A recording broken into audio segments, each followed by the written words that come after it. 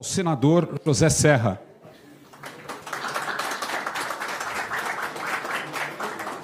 Damos ainda para o painel o doutor Manuel Gonçalves Ferreira Filho.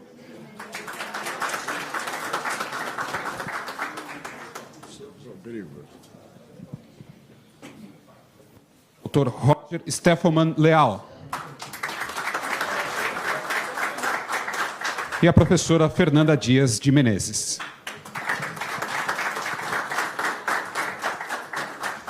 Para conduzir os trabalhos desse painel, com a palavra, o doutor Sérgio Antônio Ferreira Vitor. Muito bom dia a todos. Dando continuidade ao nosso evento sobre sistemas políticos e eleitorais, agora no painel que tratará sobre os sistemas de governo, presidencialismo, parlamentarismo e semipresidencialismo, eu tenho a honra e a satisfação de passar a palavra diretamente ao senador José Serra, a quem agradeço penhoradamente por mais uma vez atender o nosso convite e participar de um evento do IDP, partilhando com a gente das suas experiências, tanto na época da Constituinte, 87 e 88, em que o tema sistema de governo foi bastante debatido, mas também de sua experiência que debateu 5 anos depois, durante as campanhas para o plebiscito e sua experiência como observador do tema e, digamos assim, um player sobre o assunto dentro do Congresso Nacional. De pronto, então, eu passo a palavra ao senador José Serra, que, de resto, prefeito e governador de São Paulo, dispensa maiores apresentações. Queria dar meu bom dia.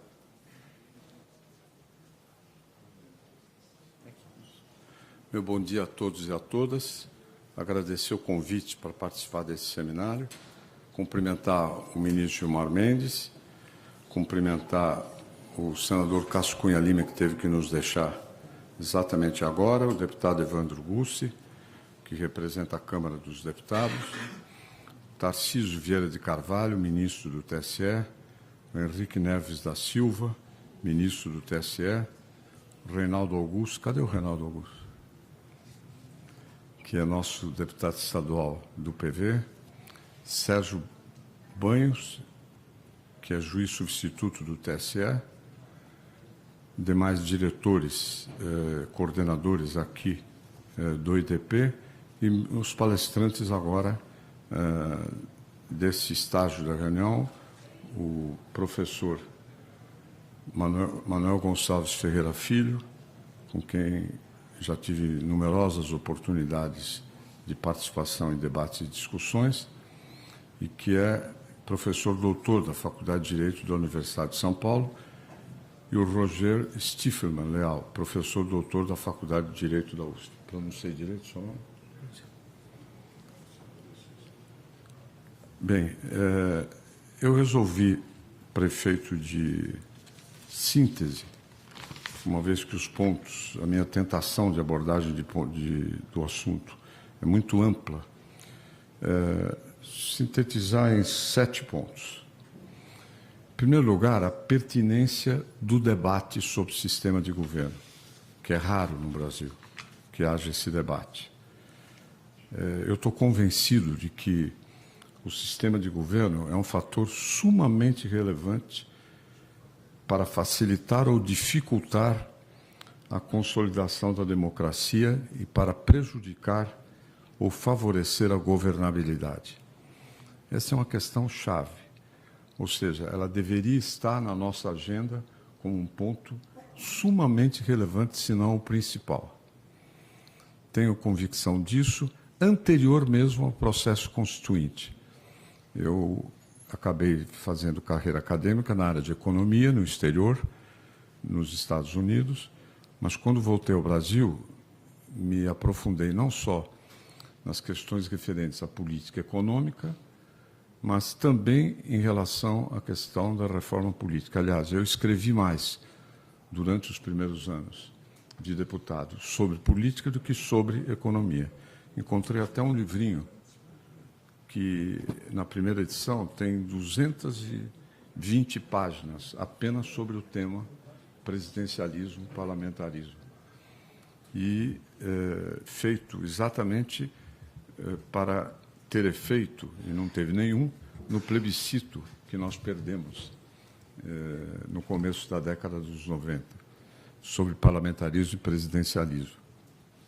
Mas, a meu ver, essa é a questão central do Brasil. Questão do sistema de governo e sistema eleitoral. São as reformas prioritárias dentro de tudo aquilo que tem que ser apresentado como algo relevante para a mobilização do Congresso, da opinião pública. O plebiscito, ou melhor, o parlamentarismo tem uma história no Brasil. Para mim, ela começou com o plebiscito de janeiro de 1963.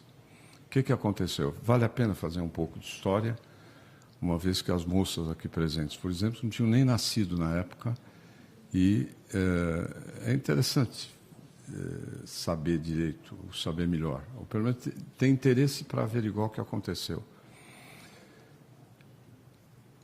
O Jânio Quadros, eleito por esmagadora maioria da população, 7 meses depois renunciou ao mandato. A meu ver, um gesto de loucura.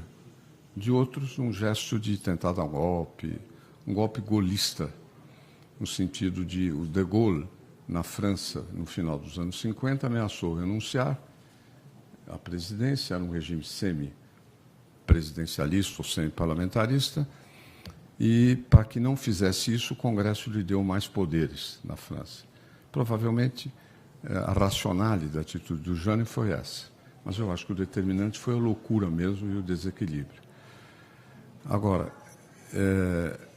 o João Goulart era vice, eleito numa chapa de oposição ao Jânio.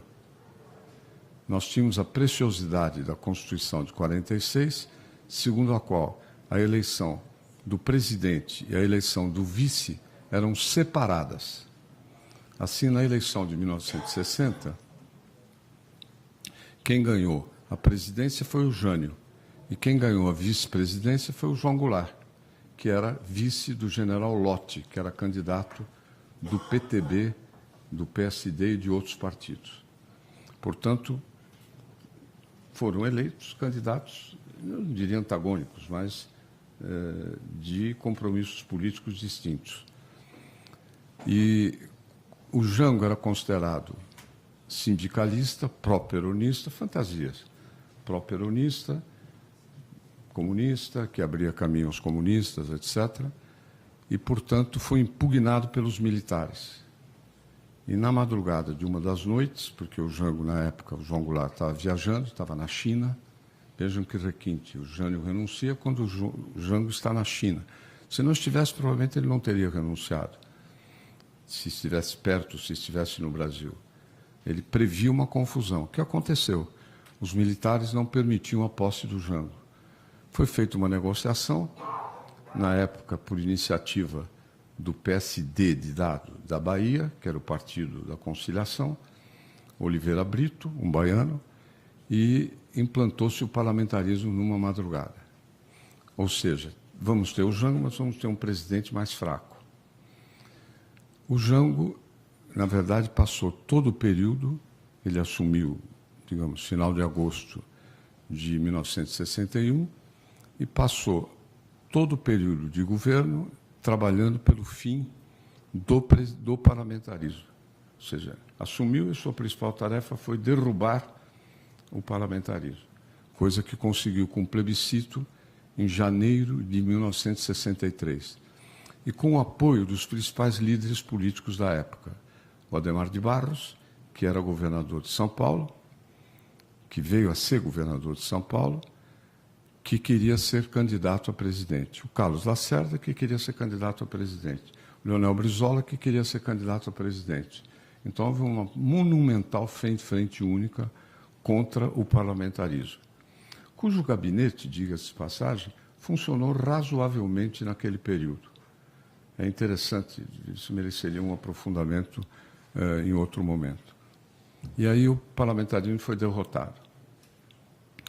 Renasceu, no entanto, na época da Constituinte, e depois de muitas dificuldades de natureza política que perpassaram o período, entre outras, o golpe que depois o presidente João Goulart e os 20 anos do regime militar que lhe sucederam. Pois bem, na Constituinte, o parlamentarismo apareceu, eu mesmo, na minha campanha para deputado, que foi a primeira eleição na época, a bandeira era parlamentarismo, não apenas eu, mas a bandeira era parlamentarismo na Constituinte. De fato, andou bem o parlamentarismo na Constituinte, mas houve uma peculiaridade, olhando a posteriori, foi um equívoco, que criou-se na Constituinte uma comissão chamada Comissão de Sistematização, e que era composta por uns 70, 80 parlamentares, que deveria preparar o texto base que seria votado depois pela totalidade da Constituinte. O que aconteceu? Nomearam-se aproximadamente 1/6 dos constituintes e os outros 5/6 ficaram ressentidos. Porque ficaram à margem. Sabe lá o que é isso? Tem uma constituinte andando e tem 500 parados, assistindo os outros trabalharem. Isso trouxe um ressentimento e teve consequências políticas, que foi a organização do Centrão. O Centrão nasceu aí, muito heterogêneo e como resultado, basicamente, daquela marginalização. O que o Centrão fez? Derrubou o relatório da Comissão de Sistematização. Eles tinham maioria, derrubaram. Copiaram nas piores partes, na prolixidade e no populismo. Mas tinha a questão do sistema de governo, porque a sistematização aprovou o parlamentarismo. Na época, eu estou simplificando bastante, houve uma chance de que o parlamentarismo fosse mantido. O presidente era o José Sarney, cujo mandato ele havia substituído o presidente Tancredo Neves, que morreu, literalmente morreu na noite e no dia da posse na presidência da República. Pela Constituição, o mandato presidencial era de 6 anos, e que é o que teria tido o Tancredo. E o Sarney reivindicou 6 anos, mas disse que aceitava 5, porque a Constituinte iria fazer a mudança final. E houve esse impasse o tempo inteiro, com a oposição ao Sarney, entre a oposição, nós mesmos, boa parte do PMDB e aquilo que veio a ser PSDB, se opunha e queria 4 anos para o Sarney. Vocês não imaginam como isso dominou o cenário político na época. E o Sarney chegou a propor, através do Dr. Ulisses, o seguinte: me deem 5 anos e eu apoio o parlamentarismo. O Dr. Ulisses, como o Fernando Henrique, eu próprio, aprovamos a ideia. O Sarney ficaria 5 anos e teríamos o parlamentarismo. Mas o Mário Covas não aceitou. E também estava por trás a ideia de que ele fosse candidato, ele era o líder do PMDB, fosse candidato na Constituinte, no final da Constituinte, que seria em 88. E com isso, o Sarney tinha força suficiente para derrubar o parlamentarismo. E assim fez. Com Antônio Carlos Magalhães à frente e outros que ocupavam, inclusive, lugares importantes no seu governo. Perdemos uma chance fantástica de termos o parlamentarismo num projeto que era bastante razoável, desenvolvido na Comissão de Sistematização.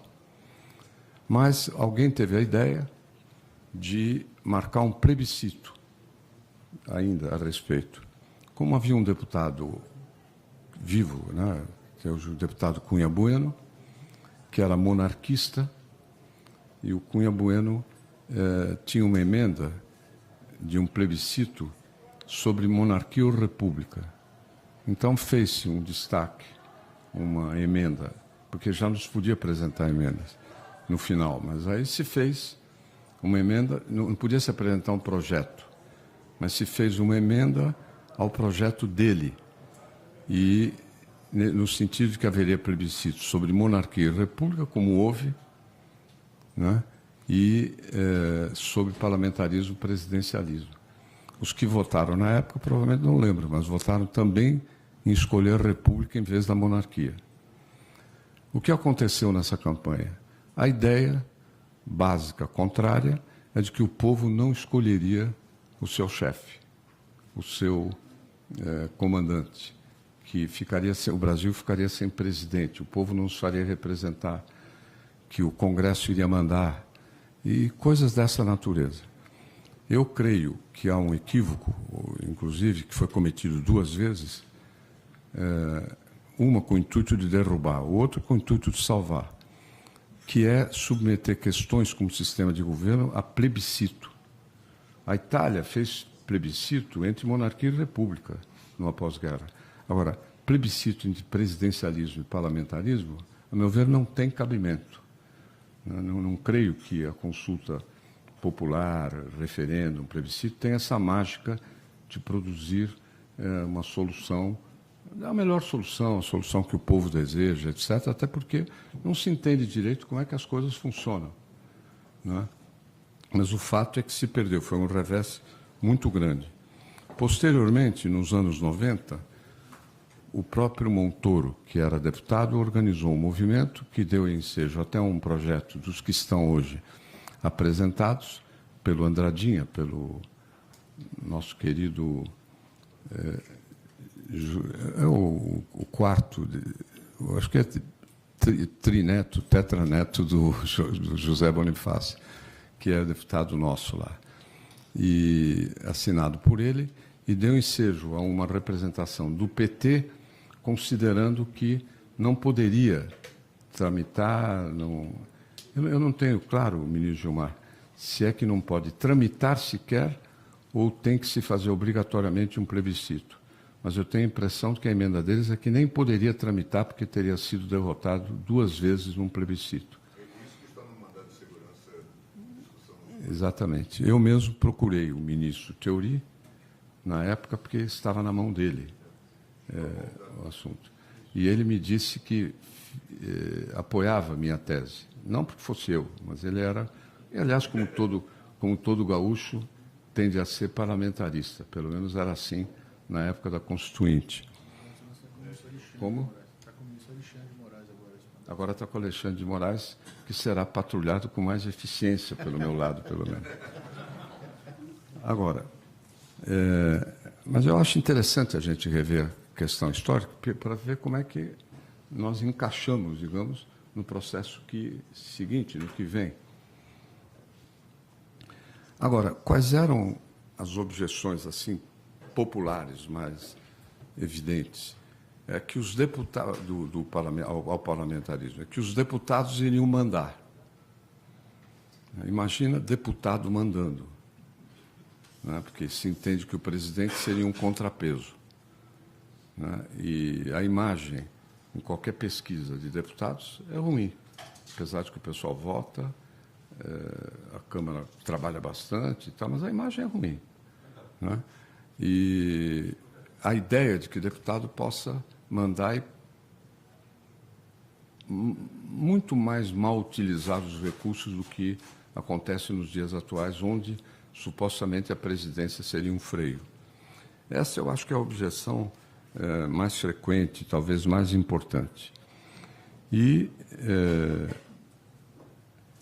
por outro lado, a instabilidade que decorreria, e sempre vem com um exemplo que para mim é irritante a respeito da Itália, que provavelmente alguns devem saber. Tantos anos, tantos governos, etc. Tal. Esquecendo que a Itália, no entanto, nesse período, sofreu o seu milagre econômico.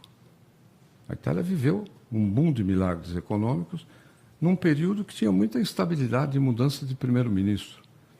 Mas o que acontece na Itália e no parlamentarismo? A alta burocracia é estável. Eu sou de origem calabresa, totalmente, 100%.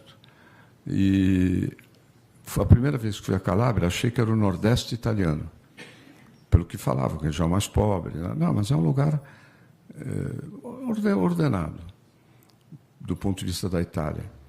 Qual é a característica dos calabreses? Como lá não tem muito emprego, eles vão para o serviço público. E eles têm, é a região que mais tem diretores gerais de ministério. Diretor-geral de ministério é o que manda no ministério. Porque o ministro entra e ele tem lá 2 ou 3 que ele precisa estar, que precisa orientá-lo.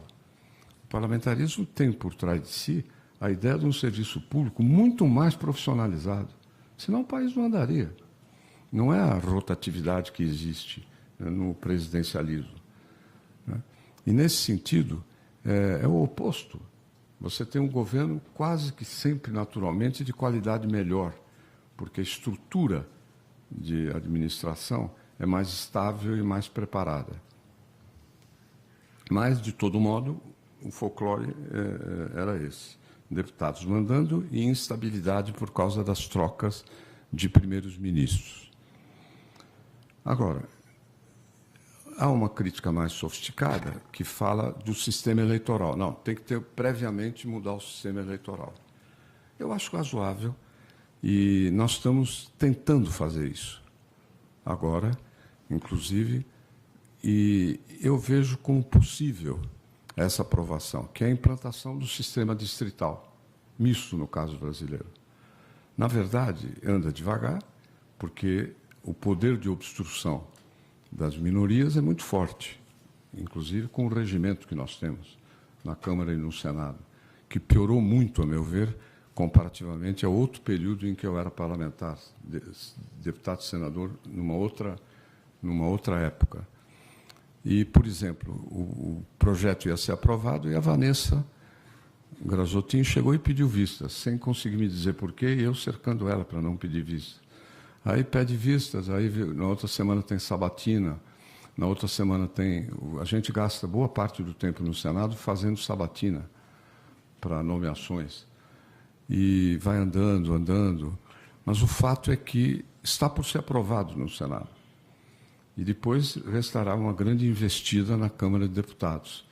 Nós pusemos o começo, a data de começo do novo sistema eleitoral para 2022, porque seria impossível para os deputados prepararem sua eleição no novo sistema em 1 ano. Isso é impossível.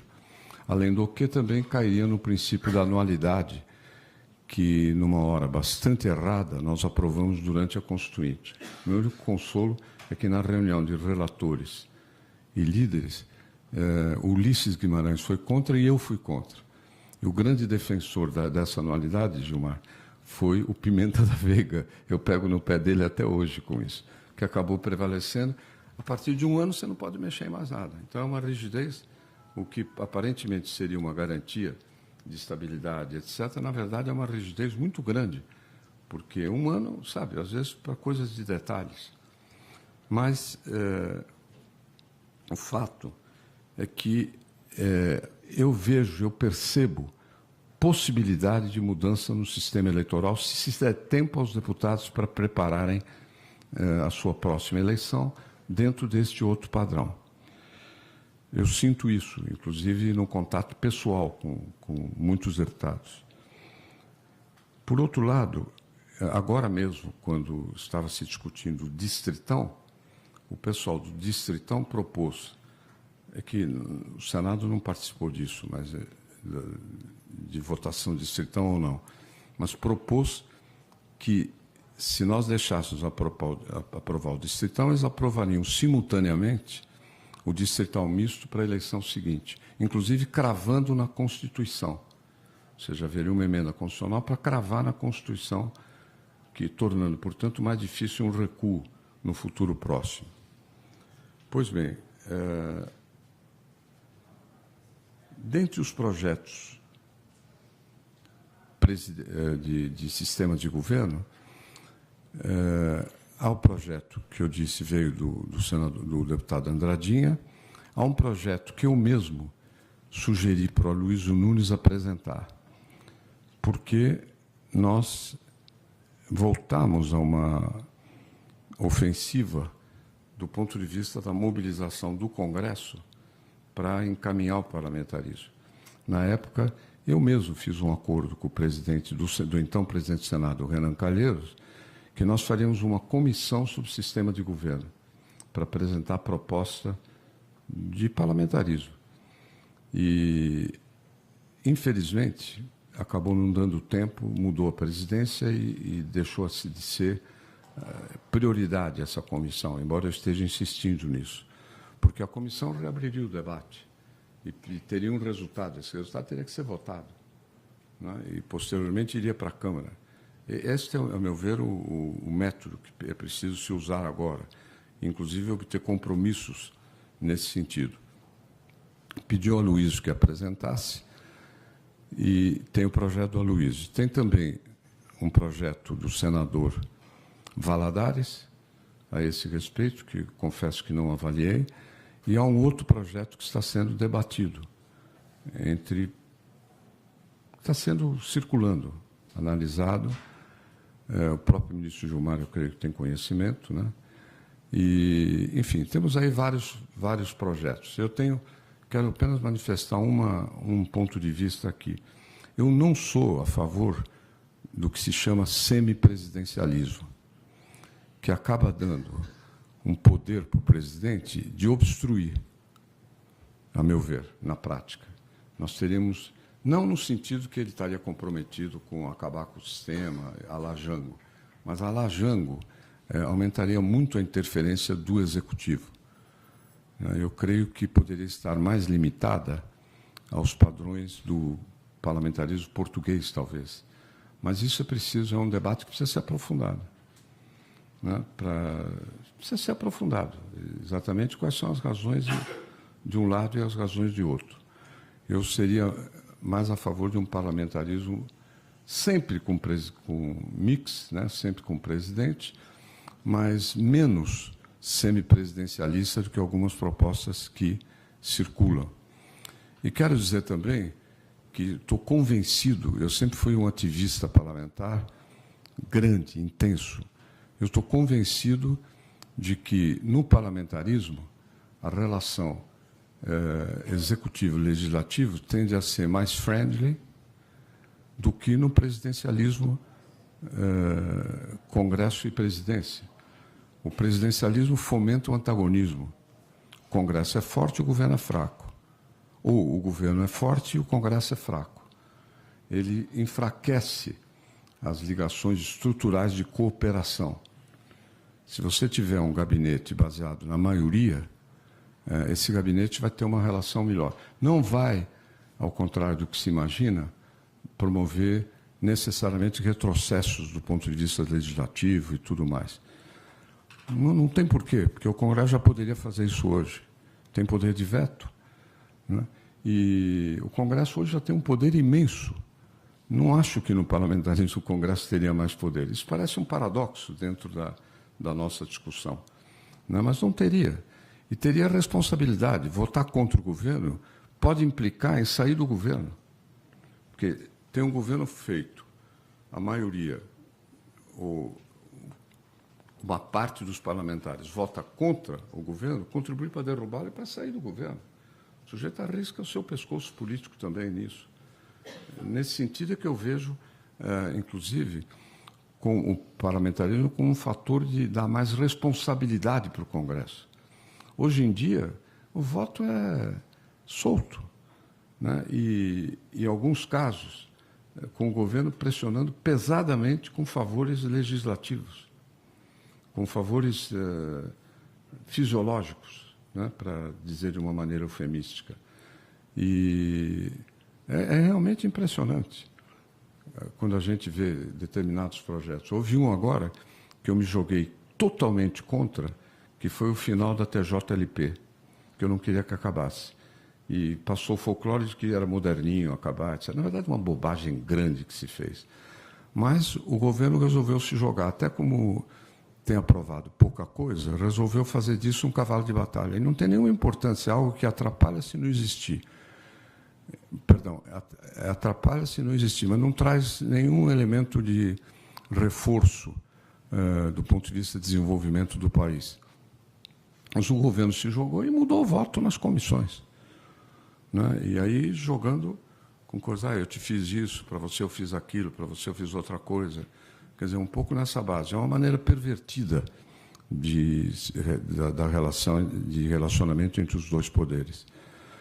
Mas eu não vejo que no parlamentarismo isso seria diferente, para pior, de forma nenhuma. Seria melhor ou igual. Quer dizer, esse seria o ponto de partida.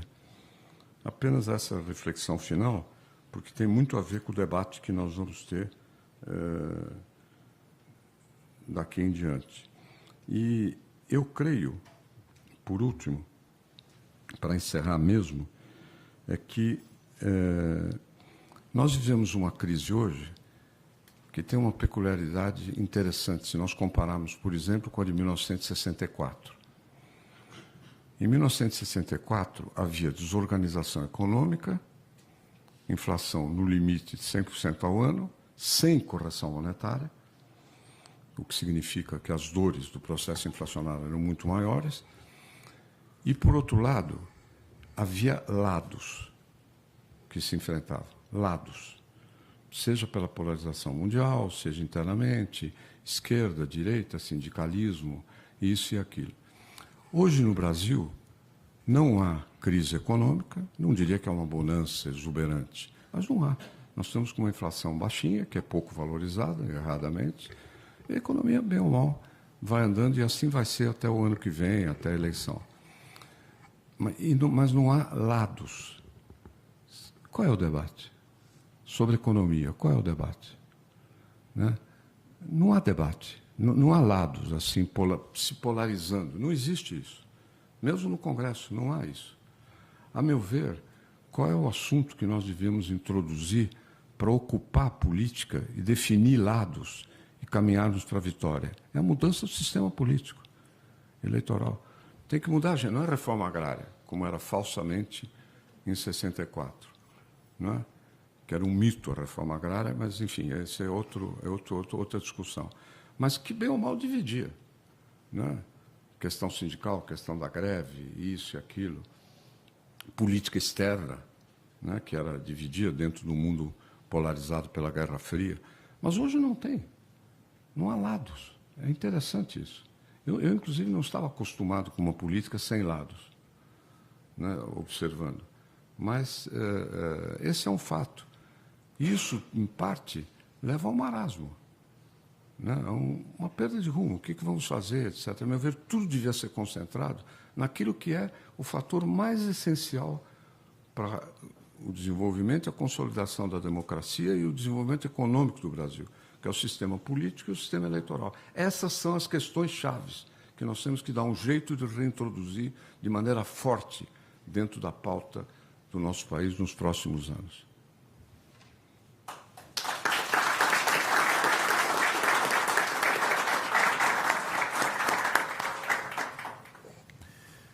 Muito obrigado, senador José Serra, por compartilhar toda a experiência vivenciada no parlamento. Se o IDP quiser reeditar esse livro, eu topo, viu?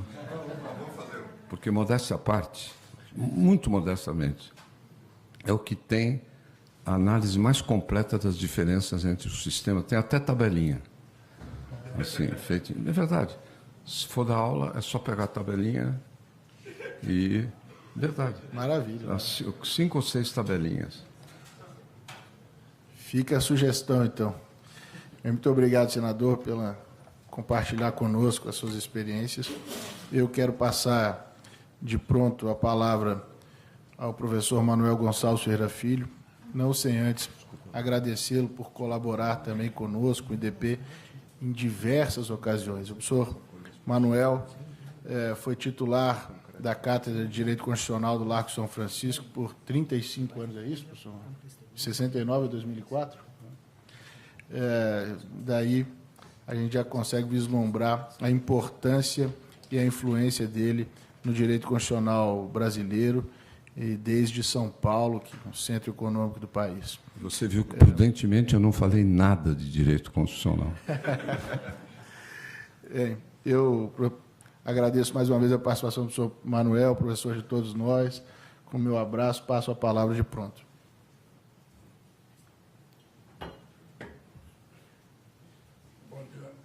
Bom dia a todos. Eu quero, em primeiro lugar, agradecer ao ministro Gilmar Mendes e a todo o grupo do IDP pela honra de me convidar para participar desse evento. O nível desse evento é daqueles que merece ser incluído honrosamente no currículo de qualquer um.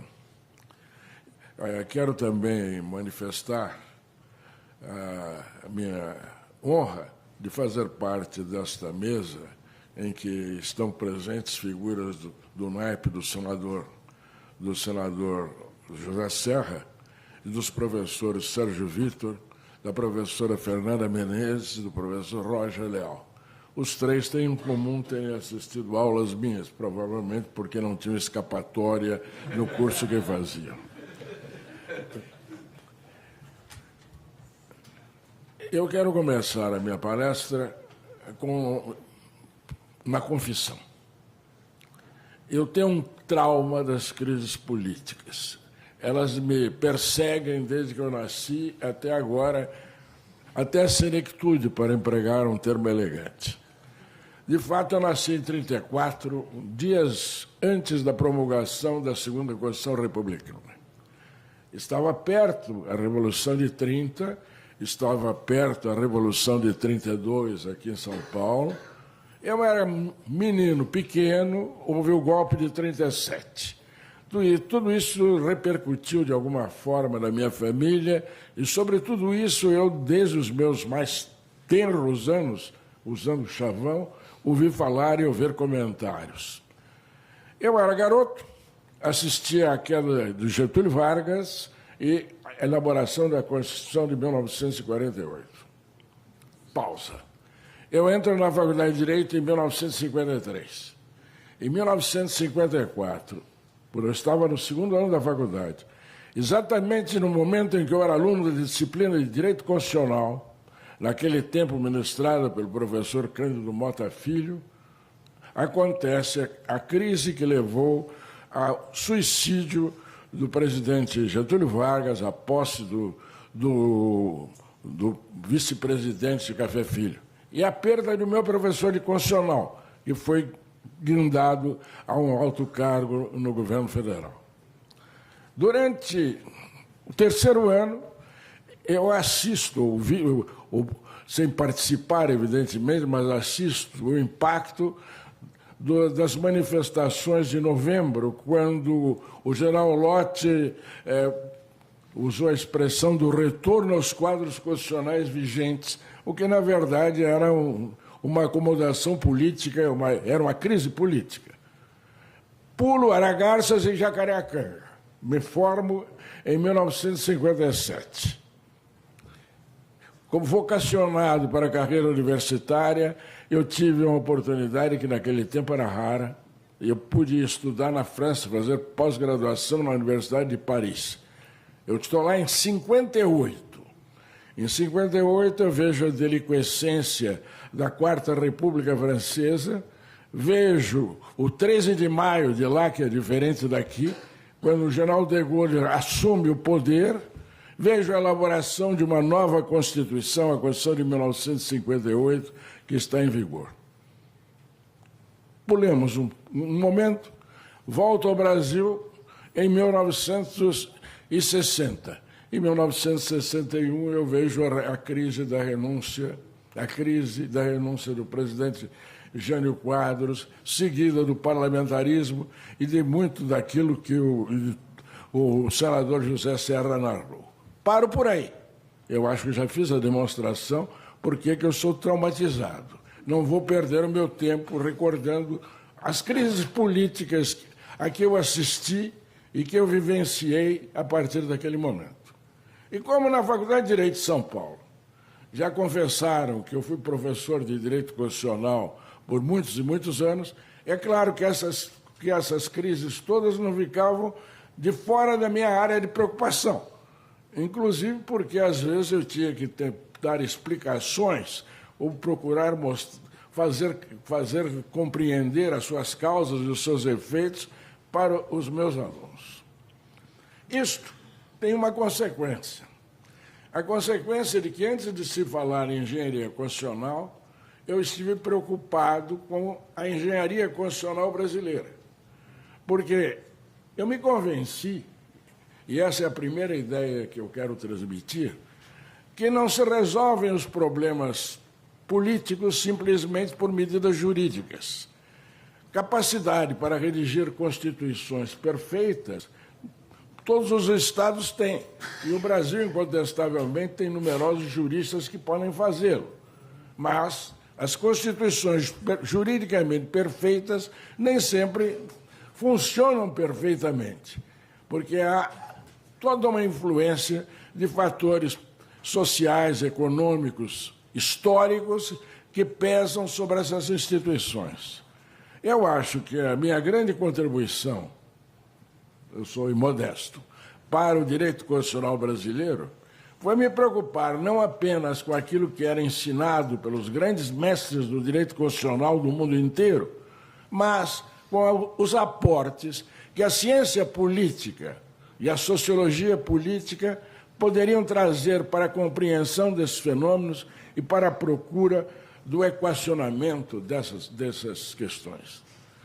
Eu vejo essas discussões sobre reforma política, portanto, há mais de meio século, o que não me dá maior autoridade, mesmo porque o cérebro, a partir de um determinado momento, já não funciona como funcionava ao tempo que eu fiz concurso nas arcadas.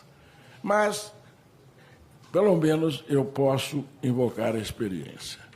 E outra observação que eu queria fazer é de que eu acho que a reforma política tem que ter 3 faces praticamente concomitantes, porque elas se interpenetram e se influenciam mutuamente.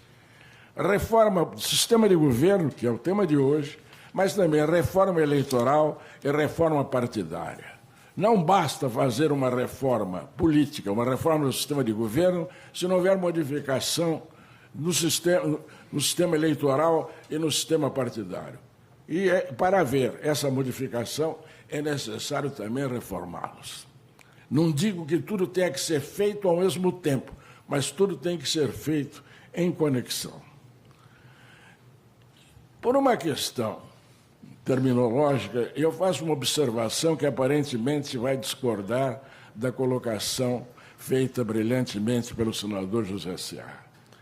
Eu não acredito que a alternativa seja entre presidencialismo e parlamentarismo.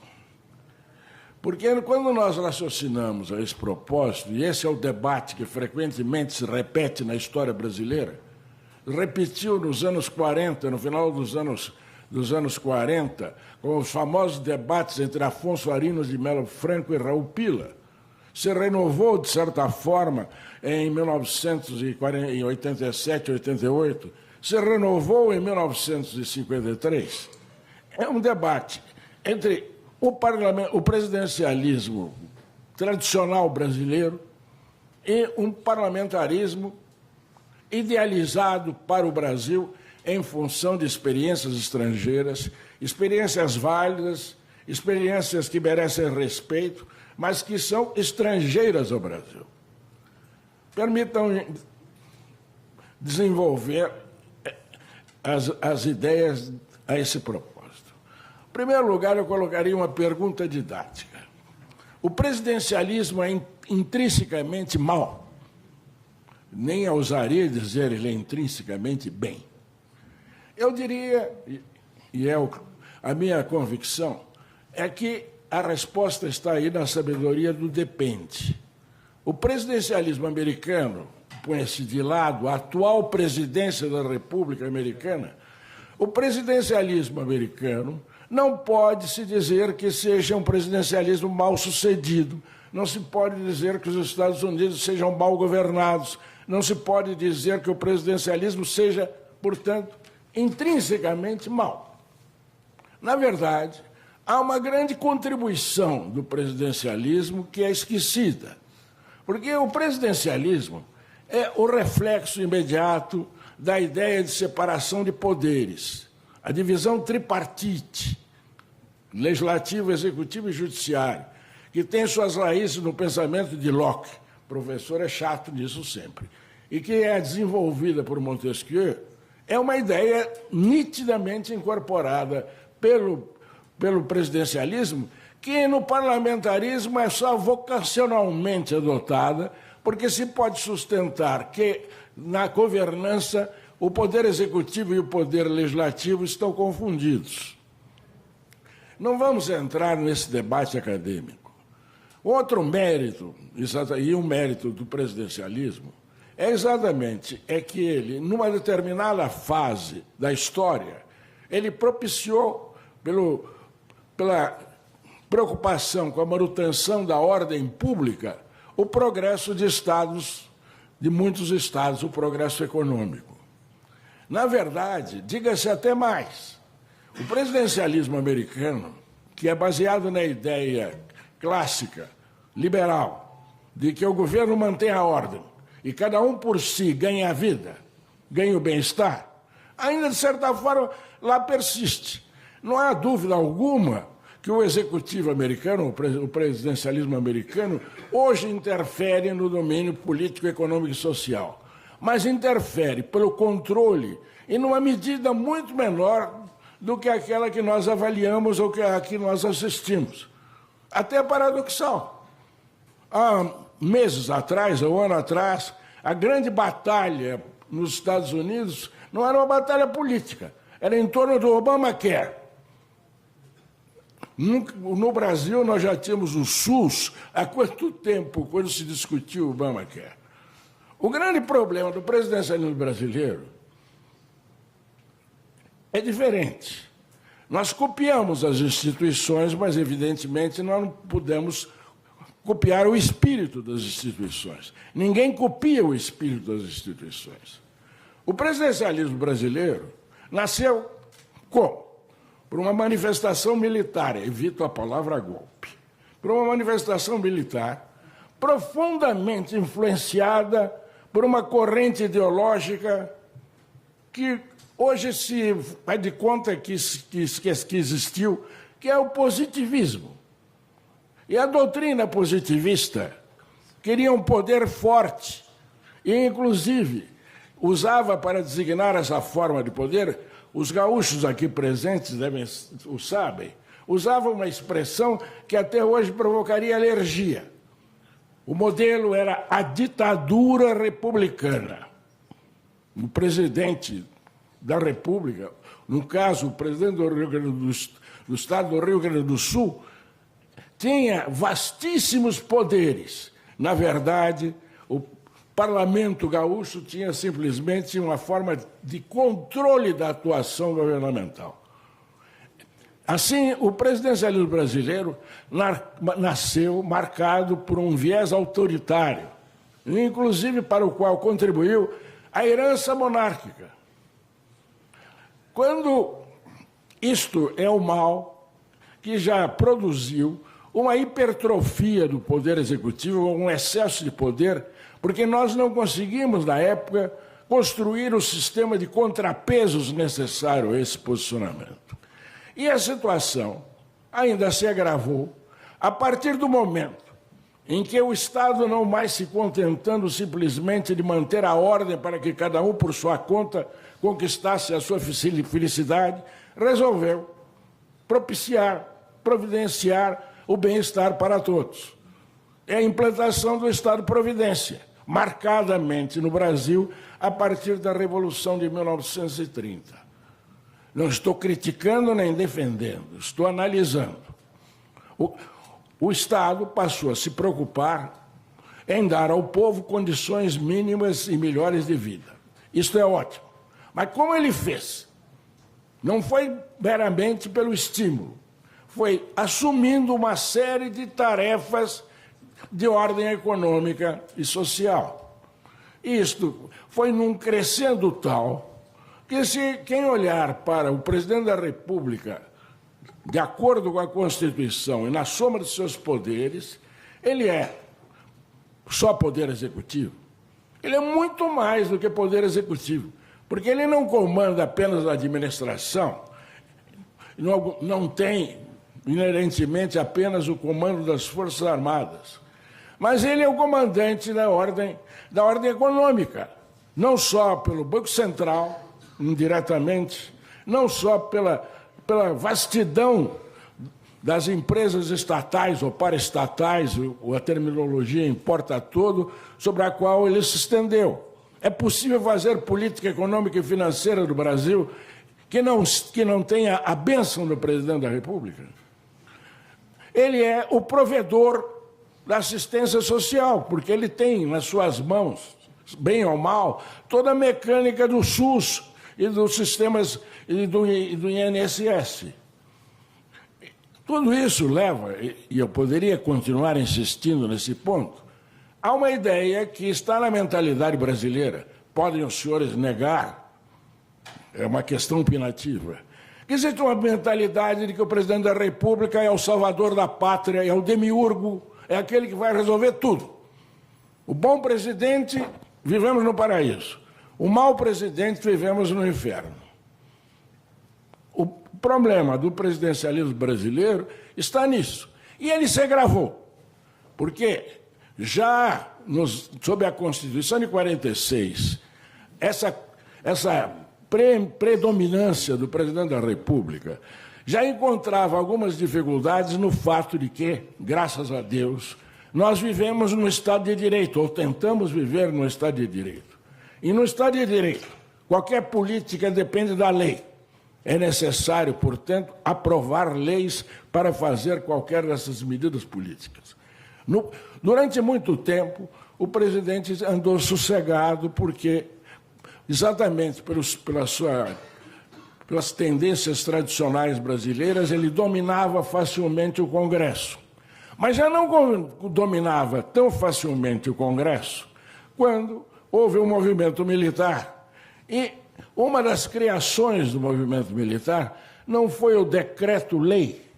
O decreto-lei, que a maioria aqui é jovem, mas há quem ainda se lembre de 88, 89, quando se falava no entulho autoritário. E quando se falava no entulho autoritário, entrava em campo o decreto-lei. A Constituição de 1988 acabou com o entulho autoritário. Substituiu o entulho decreto-lei pela medida provisória com força de lei, de vigência temporária, porque estava na Constituição que, se ela não fosse transformada em lei num determinado prazo, ela caducaria retroativamente. Mas se admitiu a renovação da medida provisória e, consequentemente, essa renovação se estendeu pelo tempo, a ponto de se perder a lembrança de que, por exemplo, o Plano Real foi criado por uma medida provisória. Quando é que isso tudo foi convalidado, eu não sei dizer. Talvez alguns dos senhores que têm a melhor memória do que um velho de 83 anos possam informar. Mas isso foi corrigido, no sentido que a MP perde vigência. Eu vou chegar aqui. Eu vou chegar exatamente aí, senador, o senhor está levantando, chegou ao ponto que eu queria chegar. Isso se tornou tão escandaloso em matéria de insegurança jurídica que, em 2001, se aprovou a emenda constitucional número 32, que valorizou, evidentemente, a necessidade de aprovação das medidas provisórias, limitou o campo das medidas provisórias, etc. E agora eu apenas aceno com uma hipótese para os pesquisadores. Por que, a partir de 2001, no governo seguinte, a questão do apoio, da base de apoio, se tornou tão grave, tão delicada? Ela não, no tempo em que as medidas provisórias se repetiam indefinidamente, ela era subalterna. A partir do momento da emenda, a coisa, eu acho que se complicou um pouquinho. Agora, não vou entrar a fundo, mas vou lembrar, nós já tínhamos no Congresso uma fragmentação que eu chamo de esfarinhamento. Nós tínhamos o fato de que os nossos partidos tinham perdido, salvo exceções, a ideologia, não tinham coerência ideológica. Então, como é que o governo, necessitando de maioria parlamentar, negocia e obtém a maioria para aprovar os projetos que estão consubstanciados nas medidas provisórias? Não preciso mais falar mais nada. os senhores já conhecem como isso se passou a fazer e a construir no Brasil e com consequências gravíssimas. Assim, o presidencialismo como nós temos não pode ser mantido se nós quisermos realmente sairmos dessa situação desagradável, procurei um adjetivo compatível com o auditório, em que nós vivemos. Agora eu passo para o outro lado. O parlamentarismo é sempre bom? Aí a resposta também é depende.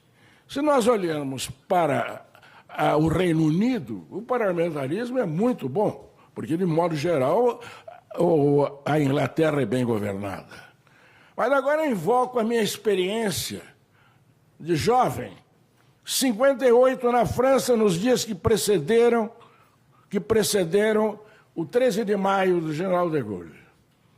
Havia parlamentarismo.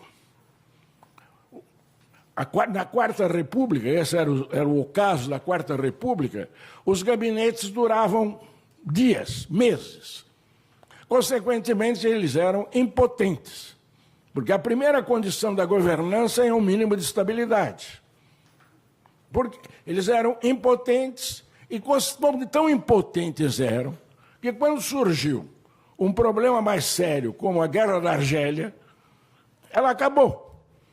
Suplicaram ao general de Gaulle que assumisse o poder. O general de Gaulle, permita-me um depoimento histórico, colocou algumas condições ao fazer. Primeira condição, só assumo investido legalmente. Moral da história, ele constituiu um gabinete que recebeu a moção de confiança. Segundo ponto, só assumo se eu puder estabelecer um projeto de reforma de Constituição, ouvido o Conselho de Estado, etc. e tal, com tais e quais bases, que se for aprovado num referendo, se torna a Constituição da França. Assim nasceu a Constituição Francesa de 1958, que é apresentada como modelo do semipresidencialismo, e volto ao problema da linguagem.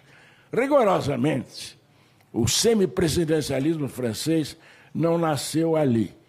O semipresidencialismo francês nasceu em 1962, quando foi aprovada uma emenda constitucional estabelecendo a eleição direta do presidente da República. A Constituição de 58 previa a eleição do presidente da República por um colégio eleitoral. A emenda de 62 fez o presidente da República o eleito da maioria do povo francês. E qualquer um aqui é capaz de medir o reforço político que isso trouxe ao general de Gaulle. Agora, como é que a República Francesa passou a se governar a partir desse momento? O presidente da República era chefe de Estado, preocupado especialmente com os interesses permanentes da nação. Ele tinha influência na governança, mas ele não exercia diretamente a governança. A governança era exercida por um gabinete presidido por um presidente, o presidente do Conselho, que este podia cuidar dos assuntos de todo dia. Queria mais ou menos, se preferir uma linguagem militar, o chefe do Estado-Maior do presidente da República. Mas, com uma diferença. A diferença era exatamente a restrição nos poderes do presidente da República, que importa no fato de que quem conduz a governança no dia a dia está sujeito ao apoio da maioria parlamentar. Perdendo o apoio da maioria parlamentar, ele cai. E isto, evidentemente, obriga o presidente da República a levar em conta a maré. Ele não vai repetir na escolha do novo presidente alguém que pense exatamente como aquele, porque é simplesmente adiar o problema. Agora, isso tem também um outro lado, que aí é o lado maquiavélico da questão.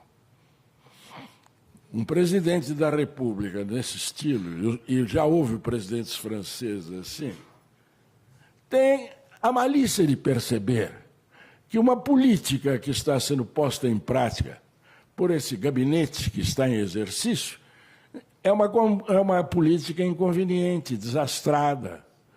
E ele pode substituir essa política, substituindo o primeiro-ministro. Ele não perde a cara, digamos, para usar uma expressão vulgar, porque agora há pouco tinha de professor, agora tinha popular. Ele não perde a cara, porque ele não está dizendo eu errei na política que eu escolhi. Quem errou foi o primeiro-ministro e o gabinete. Eu posso mudar sem problemas nem responsabilidade. Esse modelo foi chamado por um professor, que foi meu professor, o professor Maurice de Verger, como um regime semipresidencialista. Há um livro em português que os senhores só encontram no Sebo, que trata desse assunto. Esse regime pode ser chamado, por outro lado, de semi-parlamentarista. Na verdade, a Constituição portuguesa não copiou as instituições francesas, mas adotou o espírito. Eu, com toda razão, o senador Serra referiu-se ao regime português como semi-parlamentarista. Porque, na verdade, isso é uma questão de opção. Chame de semipresidencialista ou chame de semi-parlamentarista, esse governo misto é uma tentativa de combinar o melhor que há em ambos os sistemas e evitar o pior que há neles.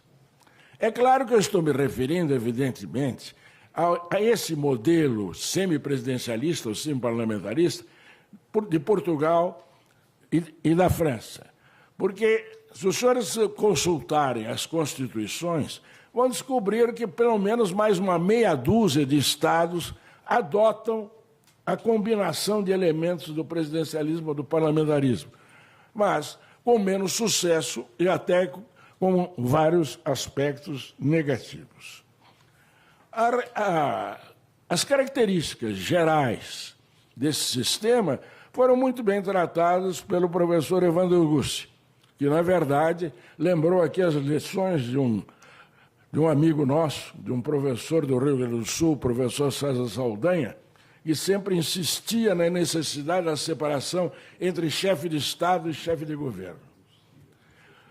Nós precisamos ter um sistema que combine o melhor do presidencialismo e o melhor do parlamentarismo.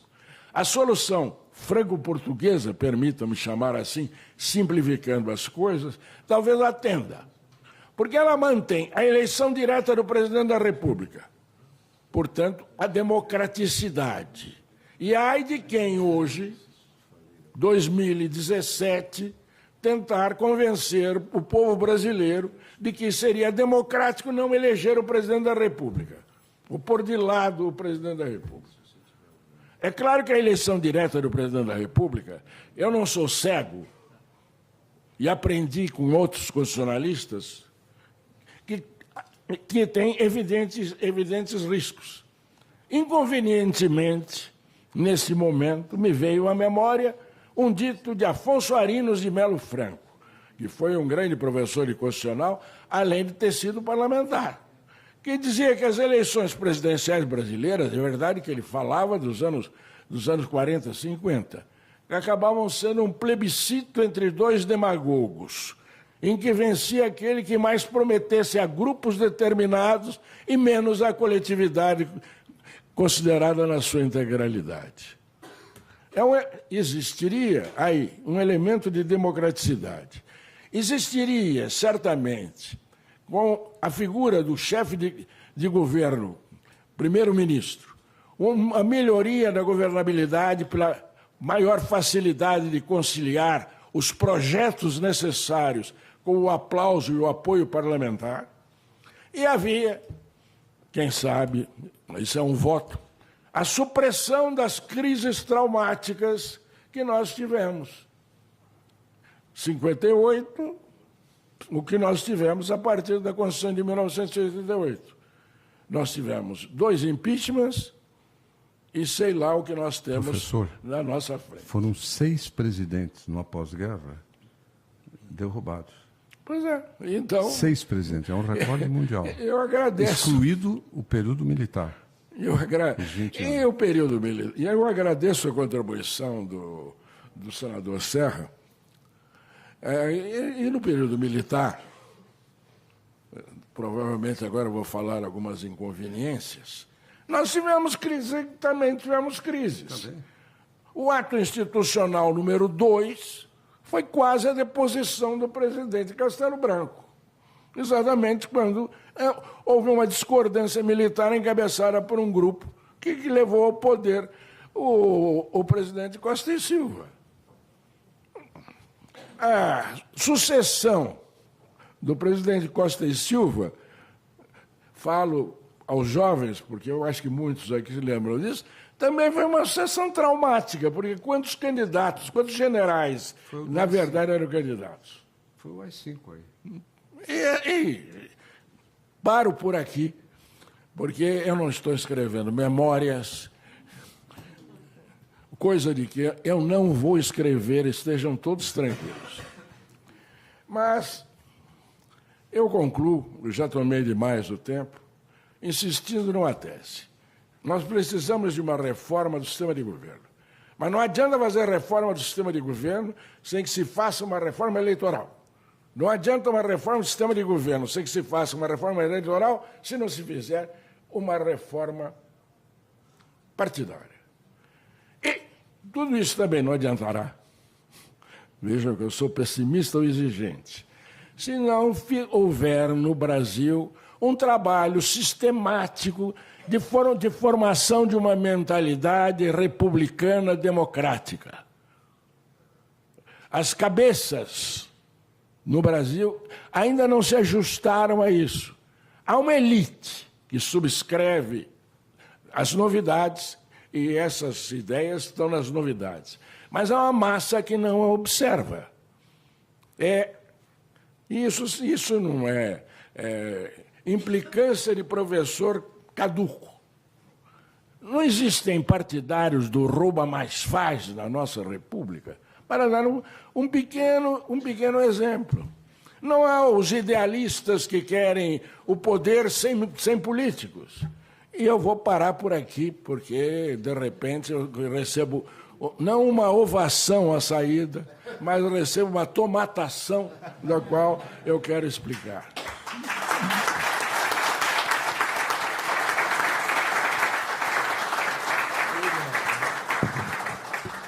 Só quero acrescentar que eu subscrevo praticamente 100% da exposição do nosso querido professor. Apesar de ele ter falado sobre divergências, na verdade... Divergência de vocabulário, senador. E não é só, se me permite, senador, não é apenas com Vossa Excelência. O ano passado, numa reunião no Pimenta Bueno, em Porto Alegre, eu acho que o deputado Emmanuel estava lá, o meu sucessor na faculdade, o professor Elival Ramos, fez uma palestra defendendo uma reforma do parlamentarismo. Só o que ele propunha com reforma do parlamentarismo é isso que eu estou chamando de governo misto. Chamando de? De governo misto. Sempre presencial. Bem, eu agradeço enfaticamente a palestra, desta feita particularmente inspirada do professor Manuel Gonçalves Ferreira Filho. Digo triste que a professora Fernanda Dias Menezes de Almeida abriu mão da palavra, mas o que talvez seja em benefício do almoço de todos, e passo a palavra imediatamente ao professor Roger Stiffelman Leal, que é doutor em Direito do Estado pela Universidade de São Paulo, Largo São Francisco, onde leciona, é professor doutor do Largo São Francisco atualmente, foi meu professor, e eu tive aulas particularmente inspiradoras sobre teoria do poder da Constituição e sistemas de governo com o professor Roger, e eu espero que vocês tenham, então, o mesmo prazer em ouvi-lo que eu sempre tive. Professor Roger, com a palavra, por favor. Muito obrigado. Primeiramente, eu gostaria de agradecer o convite que me foi formulado pela Faculdade de Direito do IDP São Paulo para participar desse seminário, desse evento, agradecendo em nome do ministro e professor Gilmar Ferreira Mendes, cumprimentar as demais autoridades presentes, os ministros do TSE que se encontram no recinto, os deputados Evandro Gusso, deputado Reinaldo Augusto, cumprimentar aqueles que comigo compõem essa bancada, a começar pelo senador José Serra, ao professor Manuel Gonçalves Ferreira Filho, mestre de todos nós, professora Fernanda Dias Menezes de Almeida e também o presidente, o professor Sérgio Vitor. Meus agradecimentos se estendem, obviamente, a todos presentes e gostaria de, em primeiro lugar, dizer da minha satisfação de poder discutir assunto de tamanha importância no cenário brasileiro, que é o tema dos sistemas de governo. Eu gostaria de introduzir a minha breve participação, porque sem dúvida, fica muito fácil falar em último lugar nesse painel, após as brilhantes exposições que me antecederam. Eu gostaria de começar apresentando uma premissa básica da minha exposição. E acho que é uma premissa importante do ponto de vista da análise dos sistemas de governo e do debate sobre as suas peculiaridades. No meu modo de ver, sistemas de governo, a exemplo de outras fórmulas de organização política, não são sistemas neutros.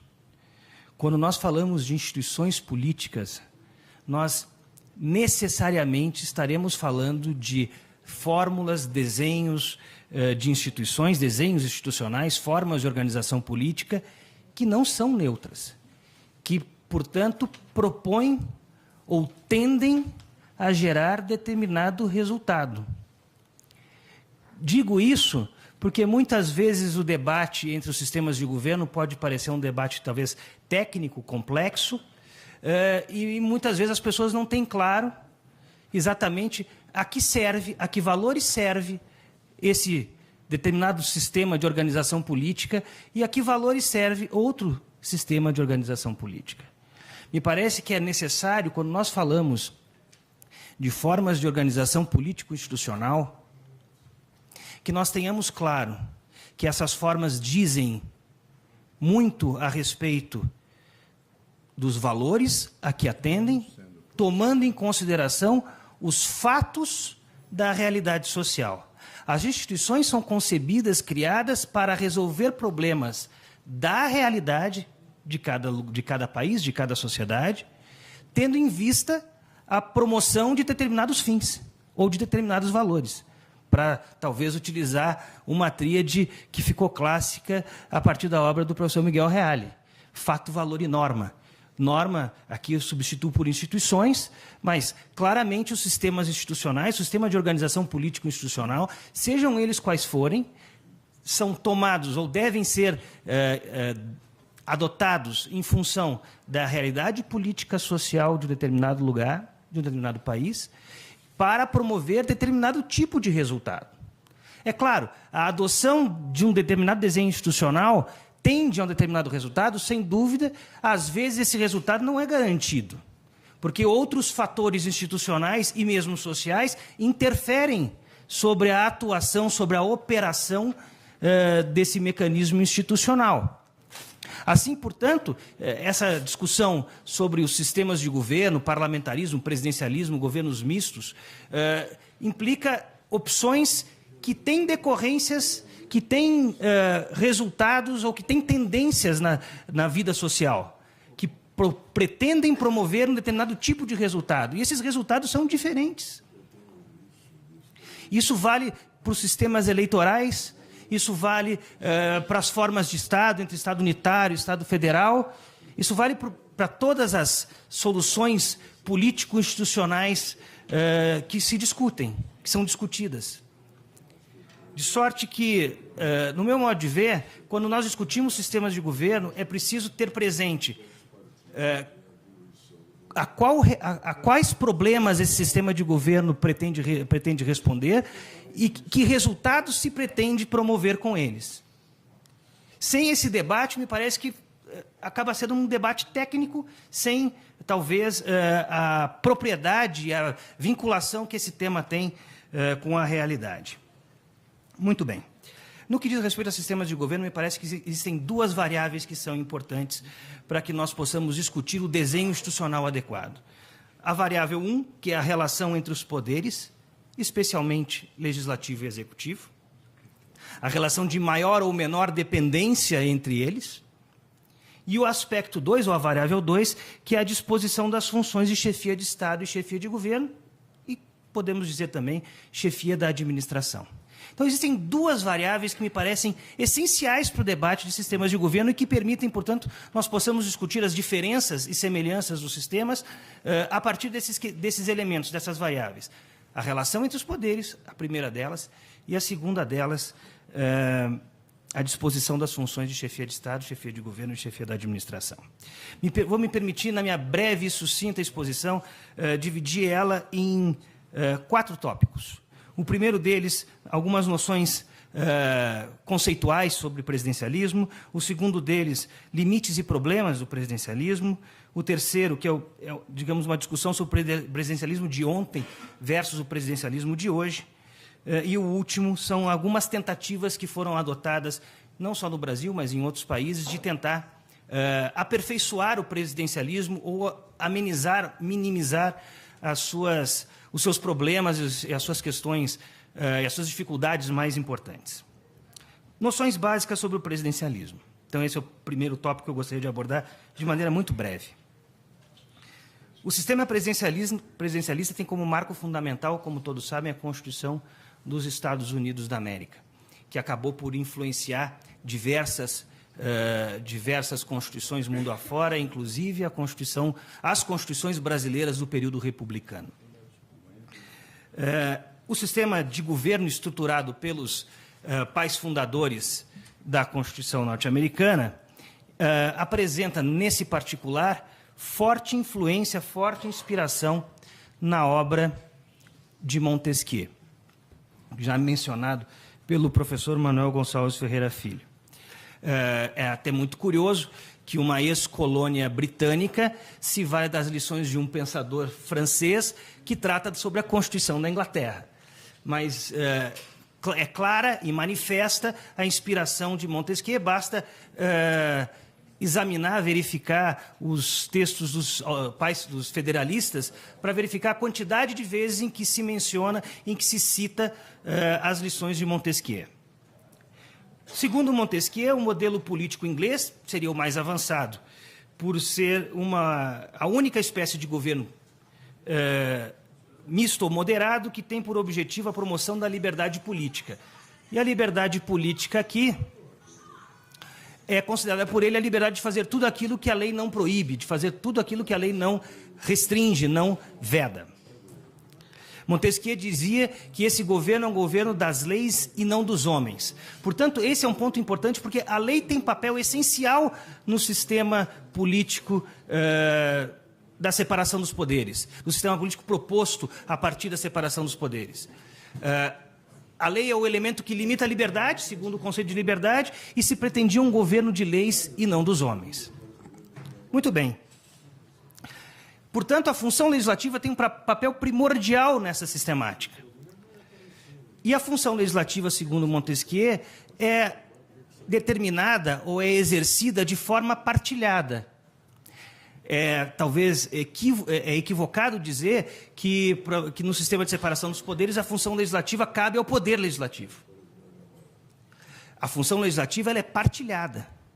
Ou seja, a função legislativa é exercida pelas duas casas do Legislativo. Ao descrever a Inglaterra, ele fala, obviamente, da Câmara dos Comuns e da Câmara dos Lordes, com a sanção ou o veto do chefe do Poder Executivo, que é o rei. Portanto, é preciso, para a aprovação de uma lei, num governo das leis, é preciso o consenso entre Câmara dos Comuns, Câmara dos Nobres e o rei. É preciso, portanto, um consenso entre democracia, aristocracia e monarquia, para tomar as 3 formas puras. Muito bem. Se não há esse consenso, não há lei. Se não há esse consenso, não há lei. E aqui me parece que reside o ponto fundamental desse sistema. Porque parece óbvio, parece claro.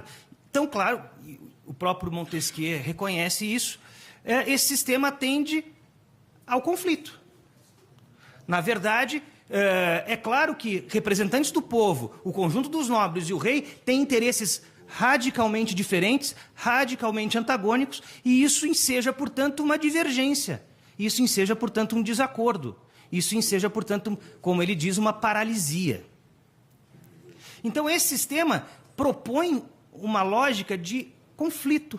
O senador Serra colocava isso com todas as letras. O sistema presidencialista, de alguma maneira, propõe uma lógica de conflito. E esse conflito é tido a partir das duas casas do Legislativo e do chefe do Executivo, em que, para promover leis, para aprovar leis que, portanto, autorizam a atuação do Estado no domínio social e econômico, por exemplo, é preciso do acordo entre essas três esferas. Montesquieu dizia que esse desacordo seria resolvido por acordo, ou seja, que as forças políticas deveriam, naturalmente, em algum momento, chegariam a um acordo.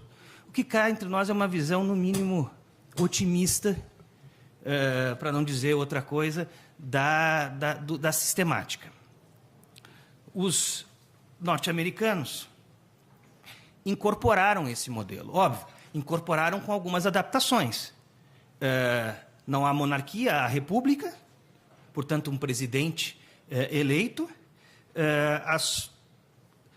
Não há nobres, portanto, a Câmara Alta passa a ser representada por representantes eleitos dos estados, os senadores, que na fórmula original americana, diga-se de passagem, os senadores eram eleitos pelas assembleias legislativas dos estados, não eram eleitos diretamente. Somente no século XX é que se aprovou a emenda 17, em que os senadores passaram a ser eleitos diretamente pelo povo. Nisso, nós nos antecipamos aos americanos, porque os senadores brasileiros passaram a ser eleitos diretamente a partir da Constituição de 1891, portanto, alguns anos antes. E mais, estabeleceram um sistema para emular a divergência entre as três esferas, estabeleceram um sistema em que os mandatos não são coincidentes entre presidentes, senadores e deputados, na sua origem, e o processo eleitoral para cada um deles é diferente. Sabemos todos que o processo eleitoral que elege o presidente da República conta com um sistema de distribuição de delegados entre os estados da federação, que compõem um colégio de delegados, que, por sua vez, elege o presidente da República. Os senadores, ao menos na versão original, como eu disse, eram eleitos pelas assembleias legislativas dos estados, e eram, portanto, uma espécie de embaixadores dos estados na União, na esfera federal, e os deputados eleitos no sistema distrital majoritário. Portanto, as eleições, o processo eleitoral era diferente nessas três esferas, nesses três campos, e os mandatos não eram coincidentes.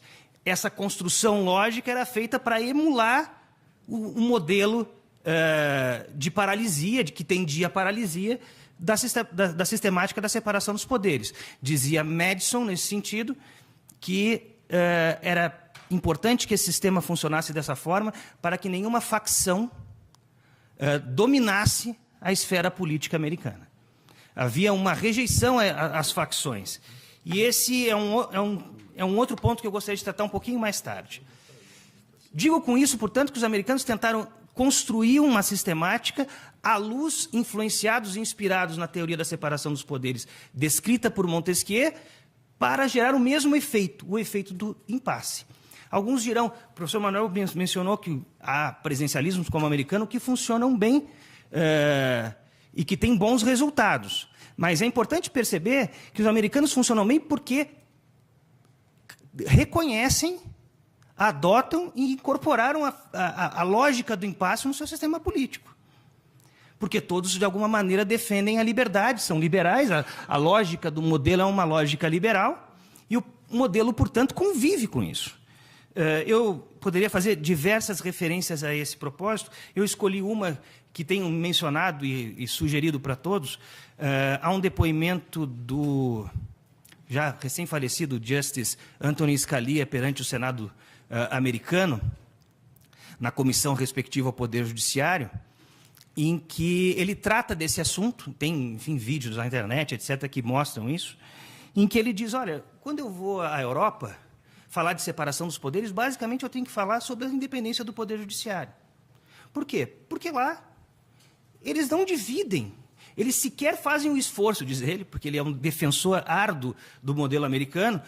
Antônio Scalia é conhecido por professar, ou por ser o artífice principal, o líder principal de uma corrente importante nos Estados Unidos, que é o originalismo, que defende a ideia de que a Constituição deve ser interpretada a partir da vontade dos constituintes, e, portanto, é, a partir disso, um profundo conhecedor da história constitucional americana, justamente porque interpreta a Constituição a partir desses elementos.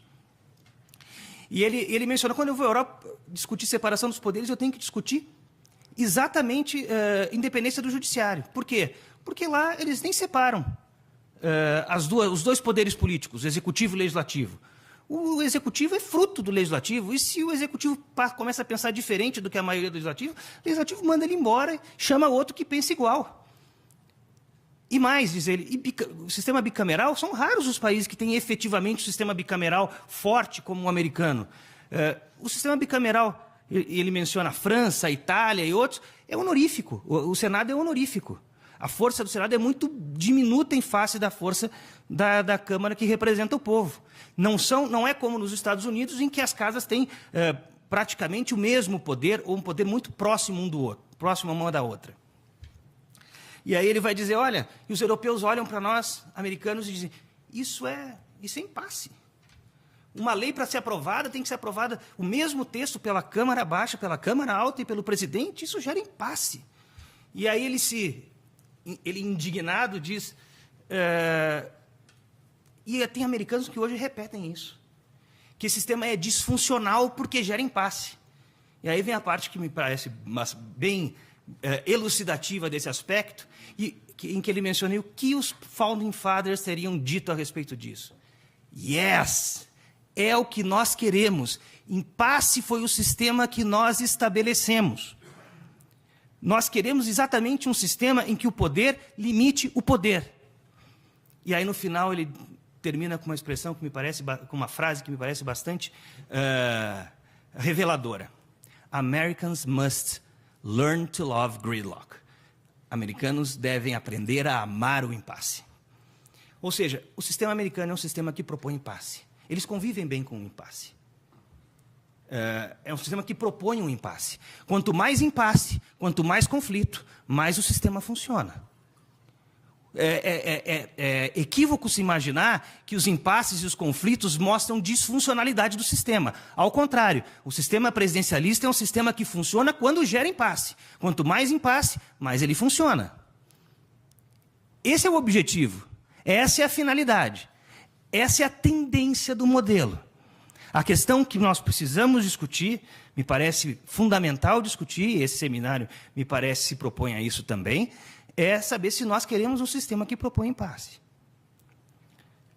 Tem um detalhe a mais a mencionar, porque esse sistema que propõe impasse sofreu uma mudança muito importante na sua evolução histórica, e essa mudança importante na sua evolução histórica, digamos, agrava o quadro. O que eu quero dizer com isso? Quero dizer algo muito simples. No início, o modelo original da Constituição norte-americana, como eu disse, a eleição do presidente se faz pelos delegados. Mas esse é um dado importante, porque os americanos não conhecem, quando elaboram a Constituição, não conhecem partido político. Nos federalistas há referência a facções, não há referência a partidos políticos. A Constituição americana não fala em partidos políticos. Não há uma vez a expressão partidos políticos na Constituição americana. Sobretudo na versão original. Talvez, eu não tenho bem certeza, penso que não me recordo que nas emendas ainda assim tenha. Não se fala em partido político. Não se imaginava partido político. Todos eram revolucionários naquele momento. Todos eram fruto, oriundos do movimento revolucionário de independência dos Estados Unidos. Então, como se elege o presidente? O presidente se elege a partir de um colégio de delegados em que cada delegado tem 2 votos. O modelo original era esse, cada delegado tem 2 votos. Elege-se presidente aquele que tiver o maior número de votos. E vice-presidente, o segundo colocado. Era assim o sistema. George Washington se elegeu com todos os votos, com unanimidade dos delegados. Não havia partidos, não havia facções. George Washington se elegeu por consenso. 2 vezes. Não foi 3 porque ele não quis. Os partidos políticos são criados já com a Constituição em curso, sobretudo a partir da eleição de 1800. E com a eleição de 1800, que elegeu Thomas Jefferson, em que há o debate entre federalistas e republicanos. E esse debate gera os partidos políticos nos Estados Unidos, propõe a existência de partidos políticos nos Estados Unidos. Esse é um ponto importante, porque Thomas Jefferson, para se eleger presidente, ele fez campanha, ele propôs uma plataforma de governo, ele correu os estados. Isso não era comum na eleição presidencial norte-americana. Isso não era comum. Então, isso gerou, portanto, óbvio, uma polarização partidária que acabou levando Thomas Jefferson ao poder. Durante o século XIX, há uma segunda mudança no perfil do presidente, porque, percebam, o presidente, no início, era representante do consenso. O presidente americano, no início, como diz Bruce Ackerman, ao avaliar essa evolução, era um nobre cavalheiro. A partir da eleição de 1800 em diante, o presidente passa a ser um homem de partido.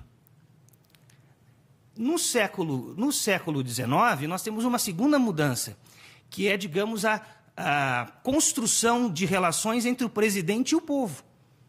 Porque o presidente passa, aos poucos, a falar diretamente ao povo. Isso não havia nos Estados Unidos. Thomas Jefferson fazia o seu State of Union por escrito.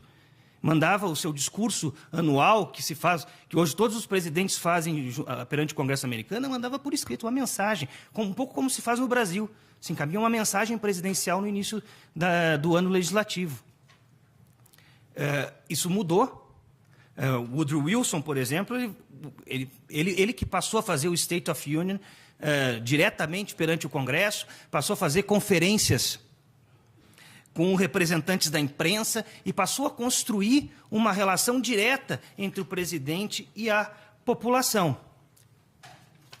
Além disso, um terceiro aspecto que me parece fundamental é que os candidatos a presidentes eram escolhidos até meados do século XX pela elite partidária. Então, ao escolher o candidato a presidente, o que fazia a elite partidária? Tentava identificar um nome que fosse mais ao centro e, portanto, que pudesse obter o apoio mais amplo da população, obter o voto médio. Com a mudança do sistema de escolha de candidatos, nós tivemos a introdução da figura das prévias, que, digamos, retira do domínio do partido político a escolha do candidato. E as prévias, esse é um ponto, acho que importante, ela altera a tendência da escolha. Enquanto a elite partidária escolhe, ela procura escolher o candidato que tem maior abrangência, que é mais ao centro, que tem um equilíbrio maior. As prévias propõem, ao contrário, um discurso à população, e esse discurso à população favorece aqueles que são extremistas. Aqueles que, digamos, professam ideias que vão além do centro, seja para a direita, seja para a esquerda. Ainda com as prévias, alguma moderação era feita em função dos financiadores de campanha, ou seja, os financiadores de campanha acabavam, então, moderando essa relação, escolhendo candidatos de centro, mas 2 elementos acabaram minimizando ou abrandando muito o papel moderador dos financiadores de campanha. O primeiro deles são as pesquisas de opinião e o segundo deles foi a internet. O presidente Obama obteve, nas prévias, arrecadou 28 milhões de dólares de 1 milhão de americanos pelo sistema de arrecadação pela internet. Ou seja, isso, de alguma maneira, minimiza e muito o papel dos grandes financiadores e esse papel de moderação dos grandes financiadores. Teria outros elementos a tratar, mas o que eu quero mostrar é que essa evolução possibilita que nós enxerguemos 4 tipos de presidente. Um presidente que é um nobre cavalheiro, para usar a expressão do professor Bruce Ackerman, que é um sujeito de equilíbrio, de centro, é um chefe de Estado, de alguma forma, passando para o homem de partido, que é o que vem a partir do século XIX. No século XX, nós temos um tribuno, que é um sujeito que fala diretamente com o povo.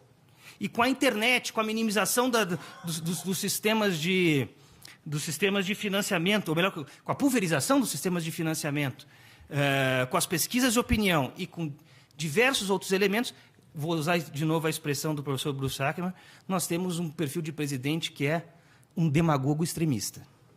E ele escreveu isso em 2013. Em 2013. De sorte que percebam como as instituições foram mudando ao longo da história, e o sistema presidencialista americano nem é mais o mesmo, ou está muito distante daquele sistema presidencialista que foi desenhado em 1787 e aprovado e ratificado em 1789. De que sistema presidencialista nós estamos falando quando falamos de presidencialismo? De outra forma, o presidente, na sua origem, era para, digamos, figurar como um chefe de Estado, ser um homem de consenso, um homem da união. E hoje nós temos um presidente partidário, governante, para não dizer um militante político. E essa figura é, ao mesmo tempo, chefe de Estado e chefe de governo. É o homem que representa a nação na esfera internacional e na esfera interna, o homem que detém os principais instrumentos para debelar crises, intervenção federal, estado de sítio, estado de defesa, declaração de guerra, etc. Enfim, portanto, toda a sistemática de defesa do Estado democrático. E, ao mesmo tempo, ele é um homem de governo. Ele é suprapartidário e partidário. Ele é imparcial e parcial. Sincero, honestamente, acaba sendo quase uma contradição. Eu não consigo imaginar alguém que é suprapartidário e partidário ao mesmo tempo, que é parcial e imparcial ao mesmo tempo. Enfim, e aí nós corremos o risco de partidarizar, para não dizer outra coisa, desses instrumentos típicos de Estado, como as Forças Armadas, como o uso desses instrumentos voltados a debelar graves crises, etc. Muito bem. Vou me dirigindo agora ao meu encerramento. Gostaria de fazer 2 ou 3 observações finais. A primeira delas: esses problemas gerados pelo presidencialismo, esses problemas de impasse, esses problemas de inadaptação, de sobrecarga na figura do executivo, sobretudo, de mais de uma função que são incompatíveis, foi percebida pelos países da América Latina e por outros países que adotaram o modelo presidencialista. E, em alguma medida, esses países tentaram encontrar fórmulas para aperfeiçoá-lo, ou para minimizar essa lógica do impasse, a lógica do conflito. Então, adotaram algumas estratégias para isso. A primeira delas, eleições gerais. Ou seja, tentar fazer com que, havendo eleições gerais, a eleição presidencial contamine a eleição parlamentar, e isso, de alguma maneira, permita uma maioria parlamentar ou uma composição parlamentar mais próxima do presidente, permitindo, portanto, tornando viável uma atuação conjunta e harmônica entre os poderes. A superação parlamentar do veto presidencial, ou seja, ainda que o presidente tenha que se manifestar a respeito dos temas que são propostos em termos de projeto de lei, essa manifestação, quando é contrária, se submete à avaliação parlamentar.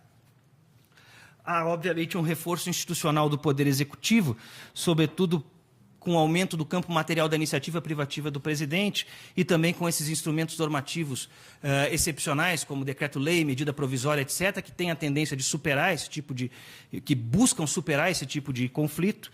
E, por fim, o que foi adotado em vários países, que são sistemas eleitorais que propõem a fragmentação do quadro partidário.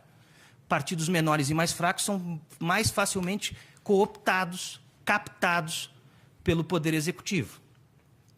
Porque, obviamente, esse sistema propõe que o presidente faça a maioria, que o governo é responsável pela maioria. Não é um governo em que a maioria é responsável pelo governo.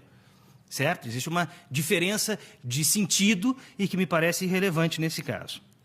Sincero e honestamente, não consigo ver nessas medidas que buscaram atenuar o modelo presidencialista a solução dos nossos problemas. Me parece que as experiências, não só no Brasil, mas na América Latina, em que esses instrumentos foram adotados, não resultou num sistema em que se contornasse ou que se pudesse superar a lógica de impasse proposta pelo presidencialismo. A título de conclusão, eu gostaria de fazer uma breve conclusão, rápida. Eu não vou me aventurar a discutir qual é o nome do melhor sistema, misto, semipresidencial, semiparlamentar, parlamentar, etc. Me parece que tem 2 ou 3 mudanças básicas que devem ser feitas no sistema presidencialismo clássico ou no sistema presidencialista que nós adotamos com a lógica do impasse e que permitiriam uma melhora do modelo. Me parece que essas 2 mudanças são, primeiro, a distinção orgânica entre chefia de Estado e chefia de governo, ou seja, o chefe de Estado é pessoa diferente do chefe de governo, e a segunda é que o governo seja produto de uma maioria parlamentar sólida, em vez de tornar a maioria parlamentar produto de um governo. São essas as minhas breves palavras. Eu agradeço de novo o convite que me foi formulado, agradeço a presença de todos. Muito obrigado.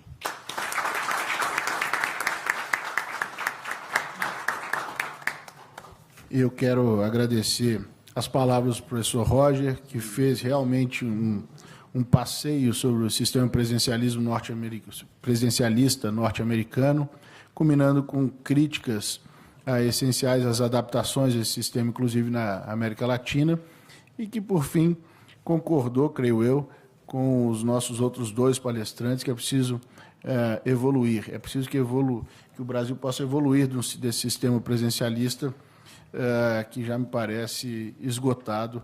Eu acho que o nosso painel teve 3 palestrantes brilhantes, que cada qual ao seu modo se colocaram num rumo, se não único, um rumo bastante semelhante. Eu quero agradecer muito a todos e a professora Fernanda. A professora Fernanda vai falar alguma coisa também para nós.